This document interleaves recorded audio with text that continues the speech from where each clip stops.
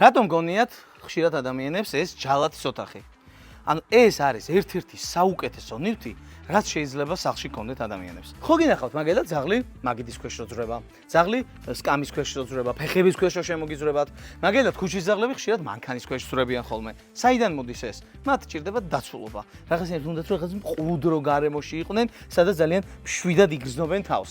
აი ეს კუბისაც შეხედეთ, საერთოდ არ ფიქრობს რომ გარეთ გამოვიდეს. მე მგონი ჩანს თუ როგორ კომფორტულად გრძნობს თავს.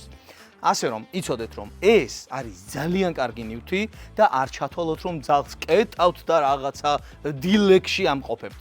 პირიქით, ყველას ძალიან დიდ რეკომენდაციას გავუწევ ყველასთან ამას და აუცილებლად შევქმნით თქვენ ძაღლს მყუდრო და მშვიდი გარემო თუნდაც სახლში. მარტო დატოვებისთვისაც იდეალური საშუალებაა, მით უმეტეს თუ თქვენი ძაღლი მავნეა და რაღაცების გაფუჭება უყვარს. ხო იცით, ძაღლები იმიტომ აფუჭებენ, რომ აპროტესტებენ მარტო დარჩენას და ეს მაგ პრობლემასაც აგვარებს. და კიდევ ერთი ის არის გასათვალისწინებელი, რომ ერთ დატოვებაზე 5 საათზე მეტი არ შეიძლება. 4-ში რო ჩაეტიოთ ჯობია. და რაც თავარია, არასდროს გამოიყენოთ დასჯის ინსტრუმენტად გალია.